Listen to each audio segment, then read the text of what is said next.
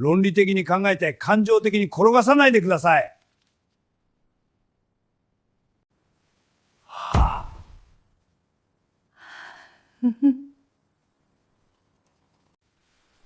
お疲れ様でした。家族という名の牢獄にじとじ込められたことはありますか？今日、20年の沈黙を破り、自分を取り戻した一人の女性の独立宣言が始まります。東京郊外、埼玉の閑静な住宅街。私は今年で68歳になる高橋洋子です。世間ではよく言われます。定年後こそが本当の人生だと。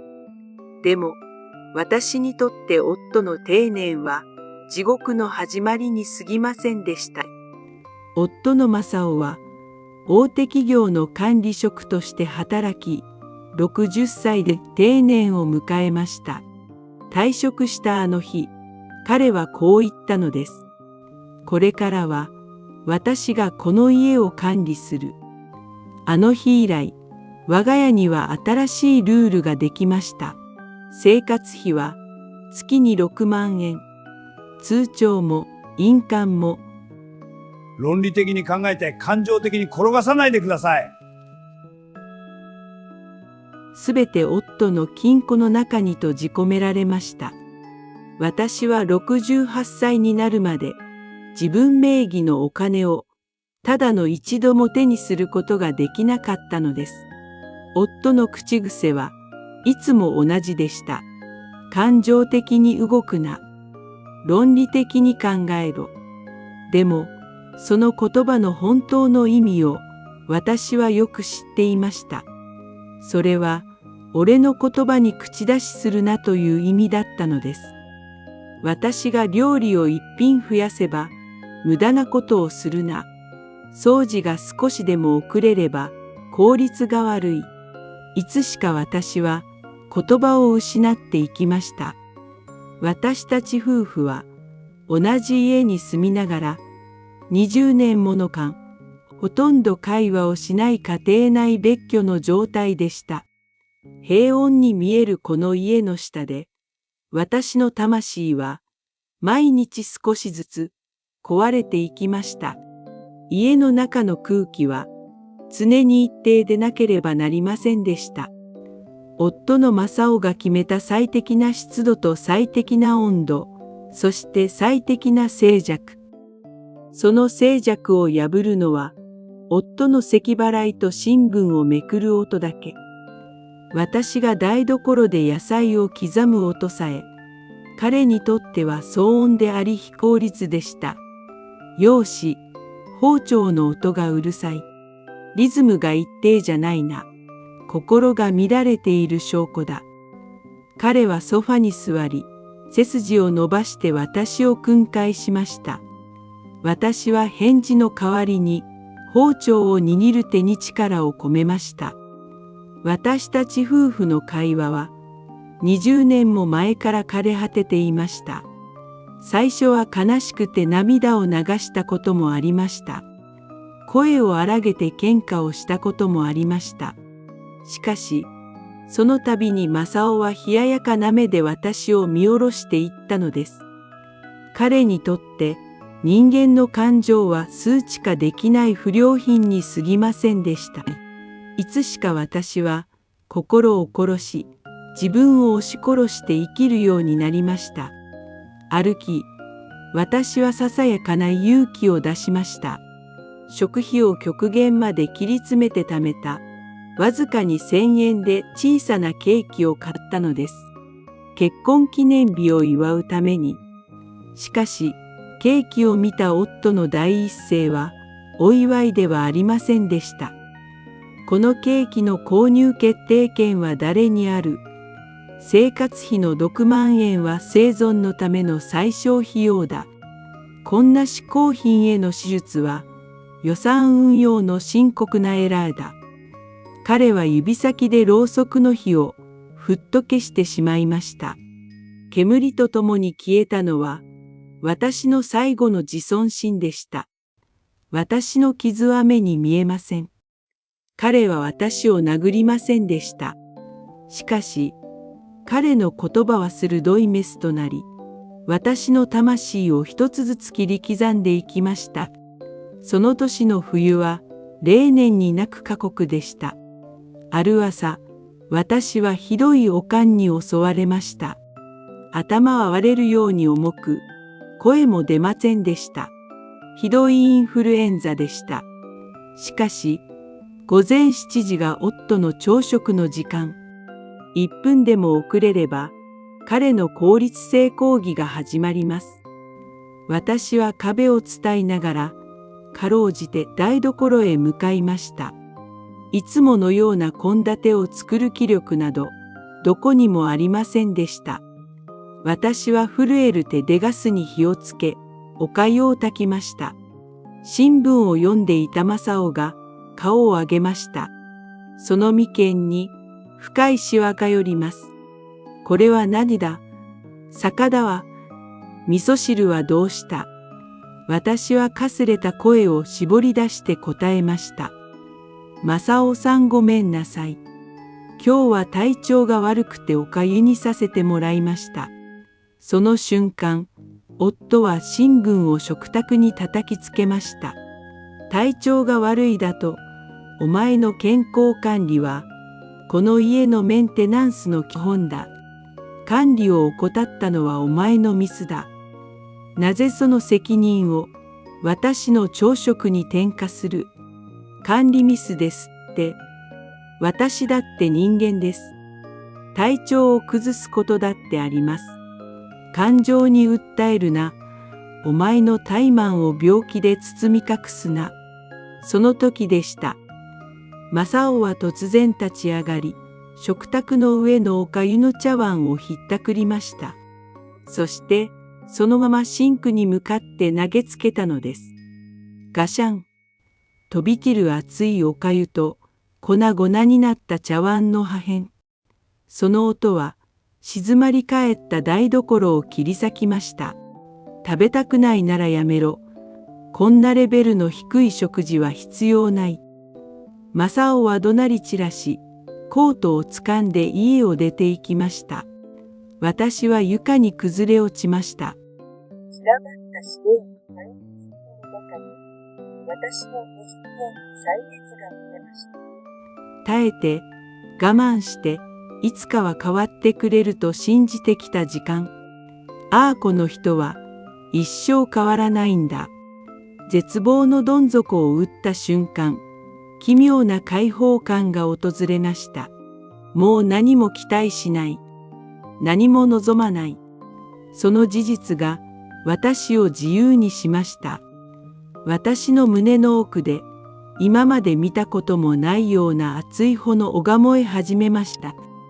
私の引退、そして彼の没落を準備する時が近づいていました。砕け散ったお粥の破片を一つずつ拾い集めていたあの日。私の指先は氷のように冷たかったけれど、頭の中はかつてないほど熱く燃えていました。私は鏡の前に立ちました。乱れた髪、熱で赤くなった方、そして焦点の定まらない目をした老婆が映っていました。しかし、その目の奥底には、以前にはなかった鋭い光が宿っていました。論理的に考えろ、正雄さん。あんたがいつも言っていた言葉だわ。私は決心しました。もう二度と、この監獄の看守として生きるつもりはありません。あの日以来、私は徹底した演劇を始めました。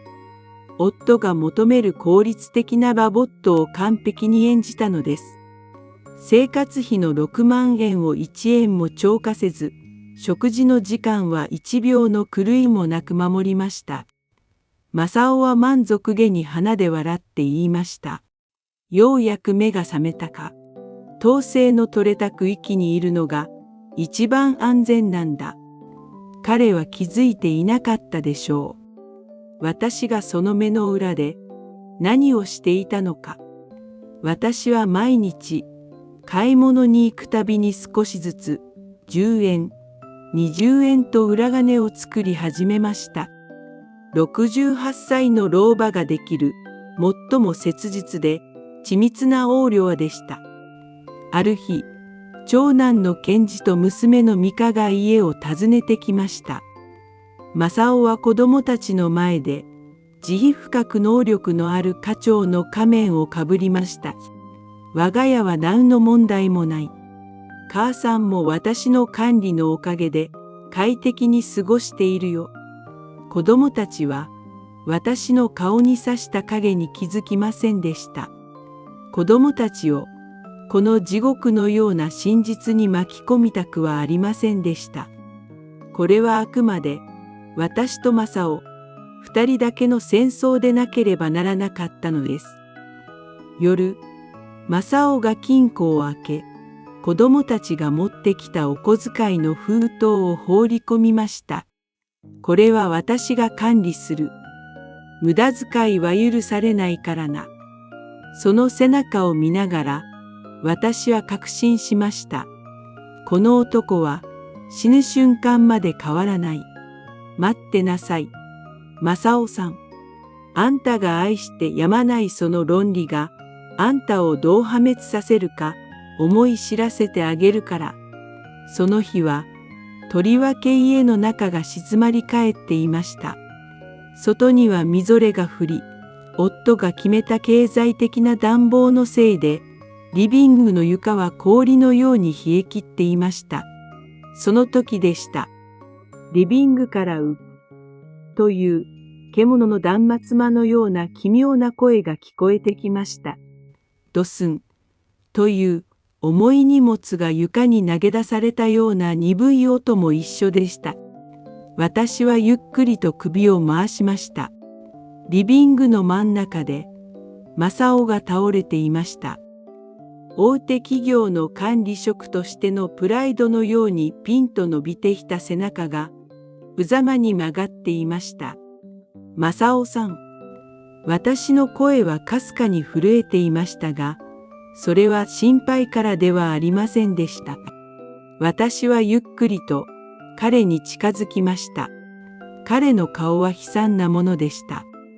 一生論理と効率を吠え散らかしていたその唇が、片方に歪んでよだれを垂らし、焦点の合わない瞳は痙攣するように天井を向いていました。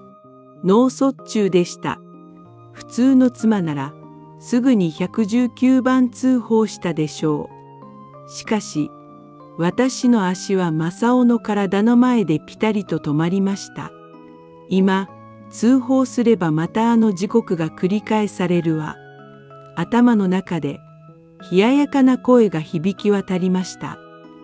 正雄がいつも強調していたあの論理が私の脳内をかき乱し始めました。論理的に考えろ、よし。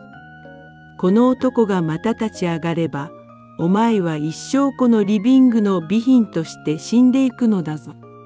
床に倒れた正雄の指が、かすかに震えながら私の足元に向かいました。ああ、ハメやちょっと助けて。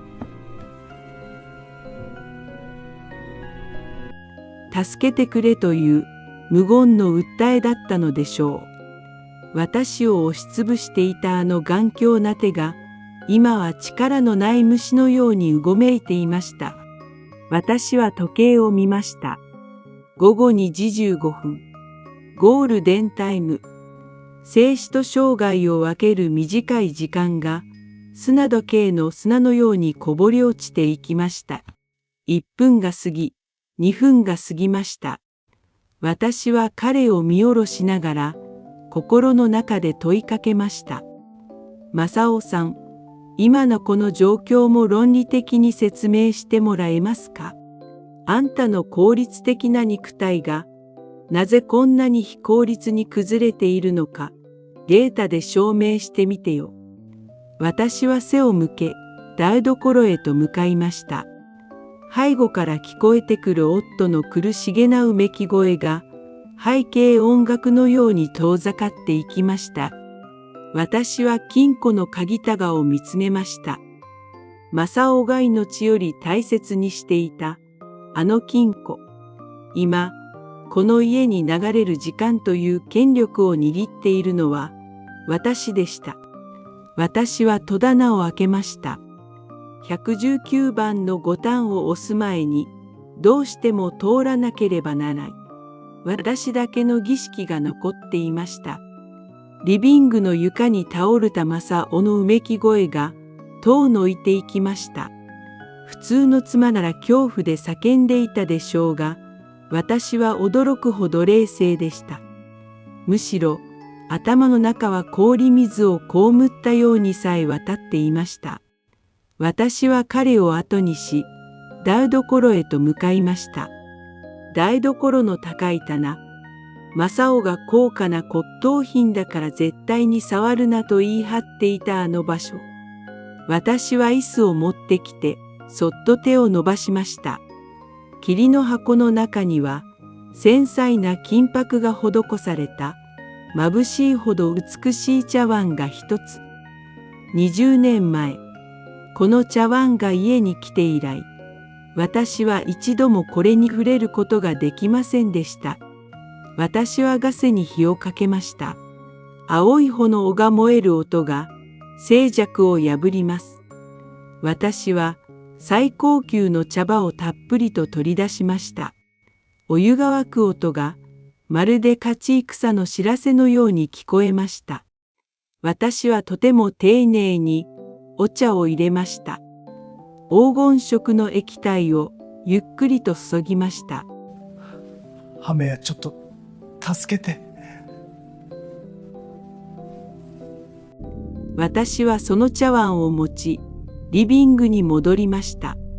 そして倒れている正雄がよく見える一人用のソファに座りました。彼の焦点の合わない瞳がかすかに動いて私を捉えました。私は茶碗を口元に運びました。滑らかな感触が唇に触れます。一口。熱い液体が喉を通る瞬間、私は震えました。それは単にお茶の味ではありませんでした。それは20年間押し殺してきた自我の叫びであり、ようやく取り戻した主権の味でした。正雄さん、お茶の香りがとてもいいわ。あんたがなぜこの茶碗をあんなに大切にしていたのか、ようやくわかったわ。私は彼を見下ろし、低くささやきました。彼の口元からよだれがしだれていましたが、吹いてはあげませんでした。彼が倒れてからすでに15分が過ぎようとしていました。ゴールデンタイムの砂時計はほとんど底をついていました。私は立ち上がり、茶碗を丁寧に洗って桐の箱に戻しました。それから何事もなかったかのように受話器を取りました。もしもし、119番ですか？夫がリビングで倒れています。早く来てください。私の声は震えていました。でもそれは悲しみからではなく、体の中から湧き上がる奇妙な興奮のせいでした。白い病院の廊下、手術室の赤い火が消え、医者が疲れ果てた様子で歩いてきました。命に別状はありません。ただ右半身の麻痺言語障害が残るでしょう。これからは他人の助けなしには日常生活は不可能です。数日後、正雄がかろうじて目を合わせ始めました。私は彼のベッドのそばに椅子を引き寄せました。そして、カバンから見覚えのあるものを取り出しました。彼の金庫の鍵です。正雄の瞳が痙攣するように震えました。正雄さん、医者が言ってましたよ。自宅での介護が一番だって。ケンジもミカもあんたのことをすごく心配してるわ。正雄の目に希望の光が宿りました。しかし、私は手を緩めませんでした。でもね、子供たちに聞いてみたの。あんたがいつも強調していた効率性について。ケンジは忙しいし、ミカも育児で精一杯。あの子たちが出した結論派ね施設の方が専門的で効率的だということだったわ。正雄の目から涙があふれ出しました。ああという悲鳴が漏れました。それは、助けてくれという卑屈な懇願でした。いい。あんたが金庫の奥に隠していた裏金の通帳全部見つけたわ。これであんたは、一番高くて、一番徹底的に隔離された老人ホームに行くのよ。そこであんたが好きな規則正しい生活を一生送ればいいわ。私は子供たちを呼び入れました。子供たちは父が泣いているのを見て戸惑いましたが、私は冷静に子供たちの手を握りました。お父さん、すごく感動してるみたい。あなたたちが良い施設を調べてくれたから安心したのね。ねえ、正雄さん。これは私の完璧な勝利でした。夫を施設に送り出した日、埼玉の家は奇妙なほど静かでした。私はリビングの真ん中に君臨していたあの金庫を開けました。中には数十冊の通帳と書類。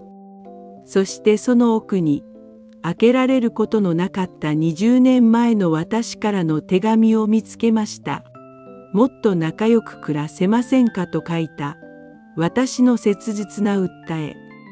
夫は私の心さえ非論理的なデータとしてこの暗い金庫の中に閉じ込めていたのです。私はその手紙を燃やしました。もう悲しみはありません。私は花屋に行って色鮮やかな紫陽花の花束を買いました。20年前、夫が無駄だと言ってゴミ箱に捨てた花です。花瓶に飾り、私は夫が禁じていたソファの真ん中に深く腰を沈めました。ああようやく私の人生が始まるんだわ。私は20年間続いた高橋陽子という名の妻という職業から正式に引退しました。数日後、私は家を売りに出しました。この家は夫の城であって、私の家だったことは一度もなかったからです。最後の日、私は施設に寄りました。窓際に座り、焦点のない目で外を見ている正雄。私は彼のそばに紫陽花を一輪置き、未練な癖を向けました。正雄さん、さようなら。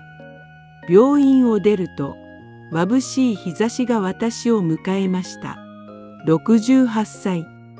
誰かは終わりの年齢だというでしょう。でも私にとっては、世界で一番美しい始まりの年齢です。私の最後の旅路は、復讐ではなく、本当の自分として生きる喜びで満たされるでしょう。私は初めて声を上げて笑いました。さあ、よし。これからはあんたの人生を生きるのよ。皆さんの心の中にもまだ取り出せていない茶碗はありますか？この動画が心に響いた方は、チャンネル登録と高評価をお願いします。ご視聴ありがとうございました。今日も最後まで一緒にいただきありがとうございますね。これからも夕暮れの時間を、はい、一緒に笑いし、一緒に歩いていく仲間として共感できる話をお伝えします。